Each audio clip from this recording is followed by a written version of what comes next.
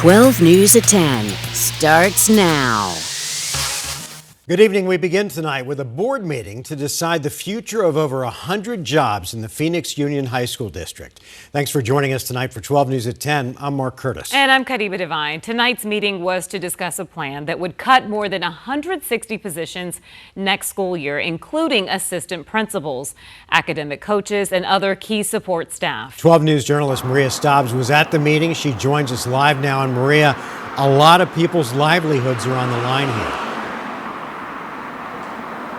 Exactly. There's been a lot of frustration, confusion, and anger over why these specific positions were chosen to be on this list. 75% of the positions are classified staff, so those are janitors, front office staff, and they're also planning to move from 3 safety directors to just 2, and the employees who showed up were very vocal about their concerns. They're asking for more transparency and urging that specific positions be saved, like the art content specialist who oversees the visual and performing arts department, and the several staff health and wellness positions which face cuts. But the district still has to find a way to cover a $20 million budget gap for next school year, after the district lost about 3,000 students over the last 2 years. You know, with decreasing enrollment, the money's got to come from somewhere. I mean, unless the legislature decides they're going to go and fund, public education better and give us, increase our per pupil amount, that can help offset some of these struggles. It's something that's here.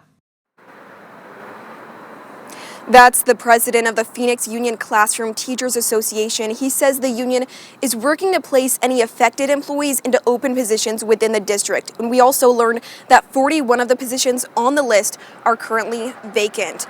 Now, the next phases of the layoffs will be in January and February, when support positions are expected to be combined. In total, at the end of this reduction in force, there will be 6% of the workforce cut. We're live in Phoenix. Maria Stobbs, 12 News. Maria, thanks. Developing tonight, a fight between 2 women escalated to a gunfight in a South Phoenix neighborhood. It ended with another woman who wasn't even involved being shot. Phoenix police tell us it happened in a neighborhood near 3rd Street and Sunland Avenue.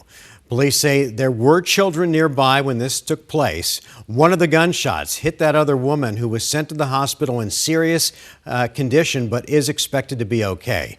So far, no charges have been submitted. This is still an ongoing investigation. New tonight, just a day after Maricopa County Attorney Rachel Mitchell said that she will seek the death penalty for 2 suspects accused in the murder of Mercedes Vega. Her family is sharing their reaction to this major development. Vega was found dead in a burning car off of I-10 in Tonopah more than 2 years ago. 12 News journalist Gabriela Becerra tells us how the family feels about the decision.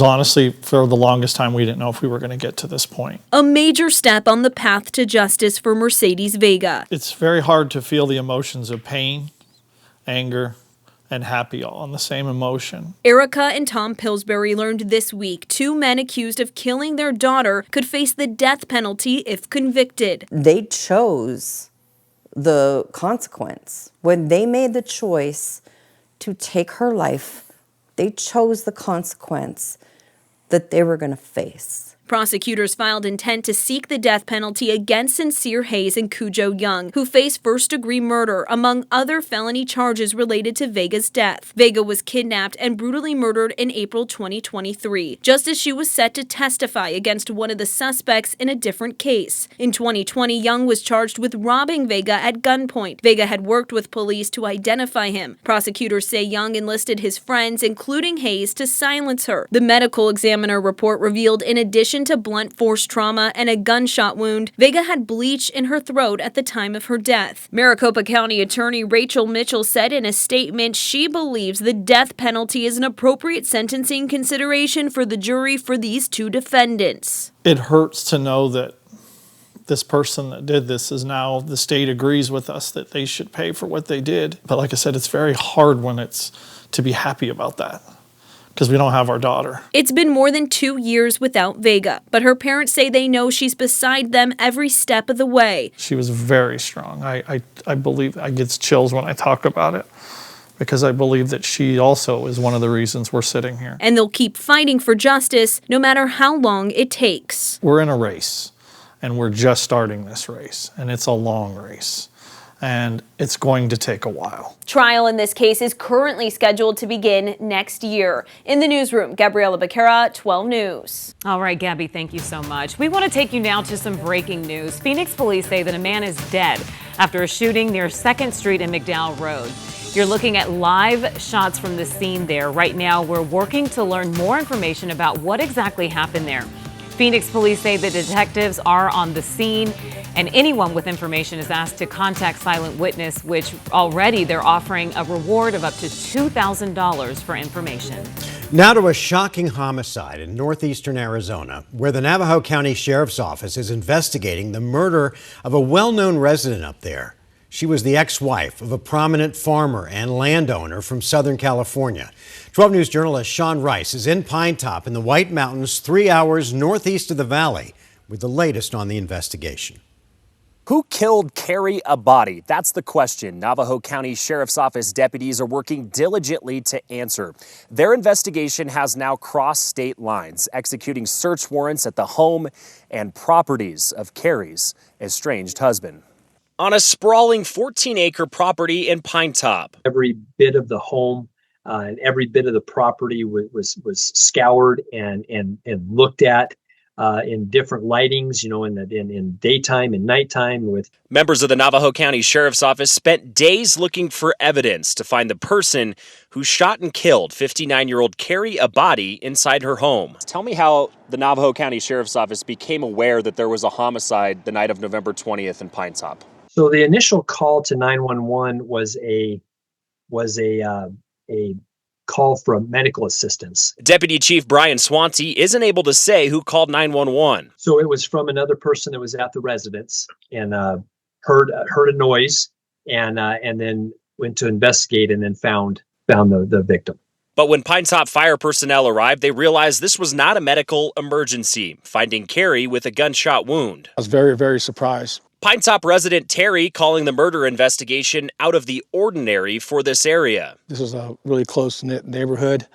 This loop, I've only been here for about 8 months now, but everybody's real congenial and everybody knows each other. November 25th, the sheriff's office were granted multiple search warrants signed by a judge, allowing them to search multiple properties in El Centro, California, one of them being the home of Carrie's ex-husband, Michael Abadi. He is a well-known player in the production of crops, owning millions of dollars worth of farmland all across the Imperial Valley. I want to make it very clear that investigators are looking at all the directions. They're looking at everything from horizon to horizon on different leads. The information that we have right now does kind of lead that direction. Would you classify him as a suspect, a person of interest, or something different? I'm not going to call him a suspect, but certainly right now, investigative lead, as we have other investigative leads as well. Court records in California show the pair divorced in 2023 and were right in the middle of a court battle on how much alimony money Carrie would receive on a monthly basis. In Pine Top, Sean Rice, 12 News. All right, Sean.